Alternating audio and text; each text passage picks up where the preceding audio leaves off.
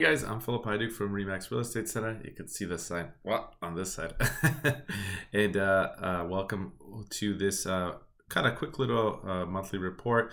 Yeah, we are here in the middle of March 2024 and almost getting to the end. And with that in mind, spring is around the corner. What is happening in the first few months here in Ontario, specifically the GTA, which I work out of? And you know what? The market is pretty much back. For those people that were hoping that things are going to tank, the opposite is happening and showing signs that it's trending in more of a seller's market direction. Some cities are already there. It's actually fascinating, right? Supply and demand indicates a lot of where the market's going to go at the end of 2023, the last 6 months, summer included, and the fall. Things really slowed down. People did not want to buy homes. Things were basically dead. And as soon as the calendar flipped, I noticed a lot more activity on the listings I had. And when you look at the numbers, from December to January, prices really didn't increase, but there were more sales. Now, when you look at the numbers in February and even to the most recent, first 2-3 weeks of March, prices are slowly going up and things are getting a lot more competitive. And the most noticeable part is that the amount of homes on the market, so the inventory level, is actually quite low now. Some cities have as low as 1.5 months of inventory, and that means that they are already in a seller's market. Anything under 3 months is a seller's market. So bidding wars are back in a lot of cities, especially those cities where whatever city you're thinking about, like let's say we look at Toronto. Well, a cheap house in Toronto might be 1.2 million or 1.1 million. Those are selling very quickly. Inexpensive house in Hamilton for like 600,000, or Oshawa on the East End, or Barrie. Those are all selling very quickly. Anything under $1 million in those cities is selling very quickly. And I think that's going to trend eventually as people that have those like lower priced homes, those like townhouses, those small little places are going to be moving up. Most likely they're selling, they're upgrading their house, they're getting something bigger for the family. And so eventually those larger homes are also going to become more popular, and I think those prices will increase. Also, condominiums are starting to sell again. They were as high as 5-6 months inventory in the fall, which means that basically no one was buying a condominium. And now when I look at it, they are getting sold. If you price a condo at the right price, it's selling very quickly. And there's even multiple offers on condos now, especially the ones that are being underpriced and with offer dates. That's another thing. A lot of these cheaper homes have offer dates now. A lot of the agents are going back to listing what they think is a little bit below the market value, letting a whole bunch of people come through and a bunch of different offers. For example, I helped a client in Oshawa, and they purchased a house a couple weeks ago, and every single house we were looking at had multiple offers basically. And in fact, what the stats I'm going to show you is Oshawa is probably one of the hottest markets, but the whole East End is hot. Halton is very hot. Peel is, a lot of places are under 3 months inventory as well. Toronto is steady around the same kind of 3 months inventory, 2.5 months inventory. So let's go through the numbers and I'll show you why the market is trending in a direction where the inventory levels are lower than they should be. Fixed rates are down a bit, which is also helping consumer confidence. And why, if we start getting interest rate cuts, which to be honest, I think the Bank of Canada is very sensitive about at this point. They don't want to have another 2022 situation where people were buying houses at ridiculous prices, and most people that bought a house in 2022, especially when it was really hot, they would not be able to sell their house for nearly as much as they would as what they bought it for back then, if they were to sell it today. So they don't want people getting financially in trouble, not being able to afford their homes, especially with these higher interest rates. But let's look at the numbers and let's see why the market is starting to trend in the direction, and why the spring is going to probably become a very hot spring, much busier than last year in my opinion. Not as busy 2022, but still quite busy with prices going up, low inventory, and it's just trending that every month so far this year has been busier than the last. And I could see that happening potentially all the way to the summer, potentially till the end of the year, especially if interest rates drop in June, which is the most likely date. A lot of people hypothesize it would be the first interest rate cut. But let's see. Let's dig into the numbers and then take it from there. So here's a graph. So here's a chart that, may not look like much to you, but I'm going to point out something very interesting. What you'll notice is that, here's taken directly from the Toronto Real Estate Board, is that there are sales happening. Okay, that part is clear. The market is moving. But when you look all the way over here to months in inventory, remember that what drives a real estate market? Why has Canada been generally a fast-moving market with prices increasing? Most years, obviously, from 2022, obviously prices are down still, but it's supply and demand. And if there's a low amount of supply, then there's going to be enough demand to signal competition, sales to go faster, homes to fly off the shelves. And that's exactly what we're seeing. So bidding wars are back. And part of the reason is that, back in, September, October of 2023, when things started really slowing down after the summer, there were a lot of homes on the market. So people had really a lot of options. And, obviously some people had to sell, so people got good deals on some of those options. But those prices have increased a little bit. And the inventory level has gone all the way down from, let's say, 4% in some cities to all the way down to even less than 2% or less than 2 months of inventory.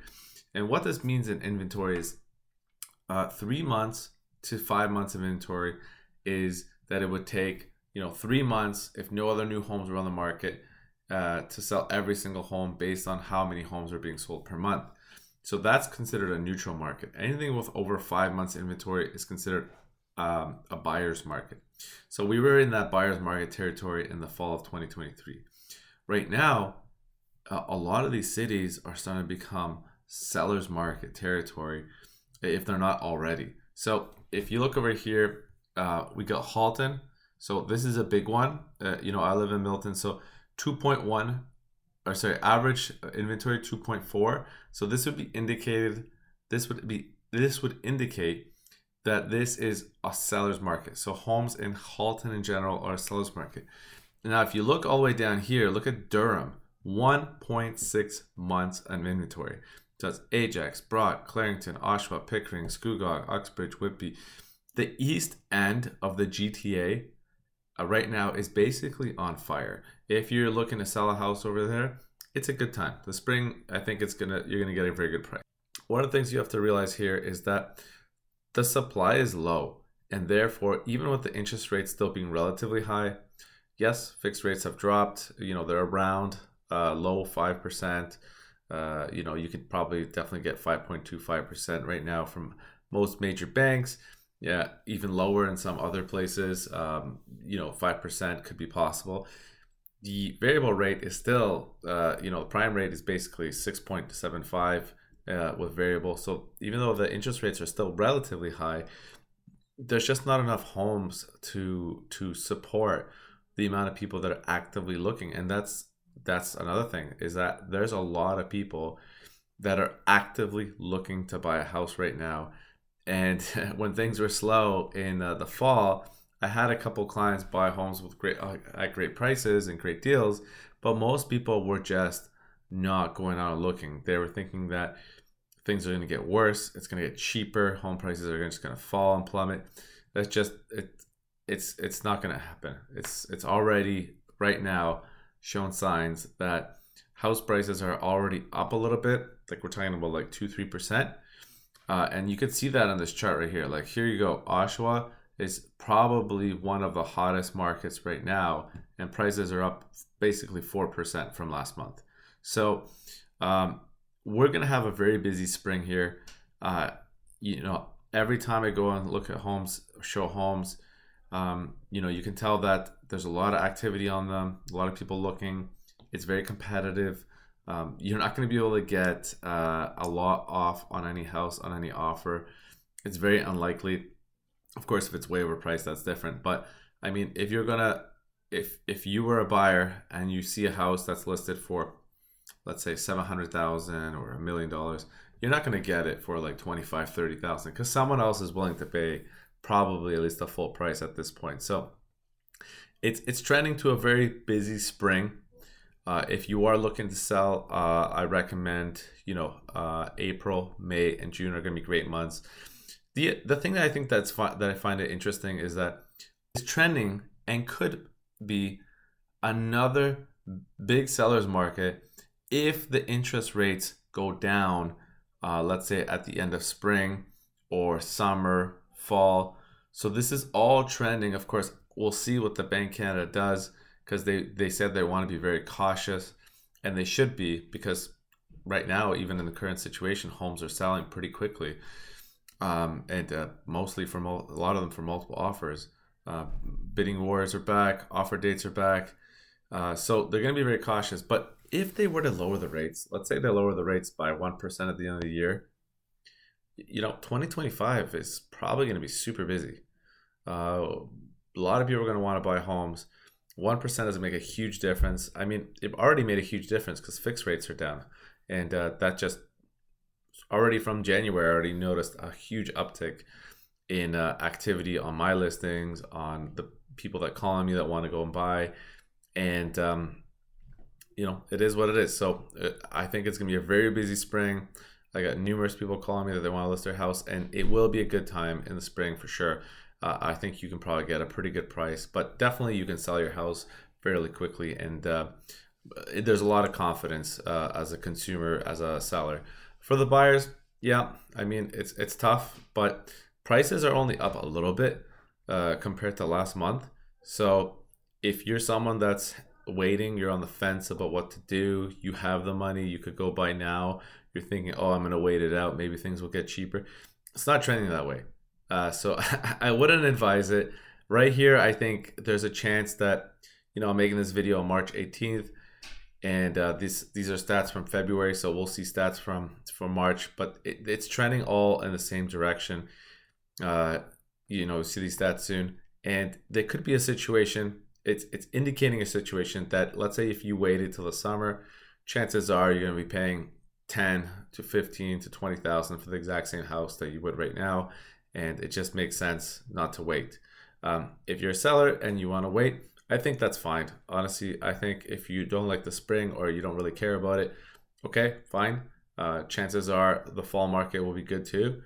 And then chances are, if there's interest rate hikes, that the spring or the first few months of 2025 will probably be very, very, very busy and very active, and could be even more fruitful for sellers and harder for buyers. So whatever you buy this year is probably going to be a better deal than next year. But again, this is all speculation. If they don't increase interest rates, then prices will probably only go up a little bit, like 3-4%, based on these trends. And if they do, then more and more people are going to want to buy, and then the demand is going to go higher. If the supply stays the same, then we're in for another bidding war season here. Okay, guys, with that, keep that in mind, and good luck out there.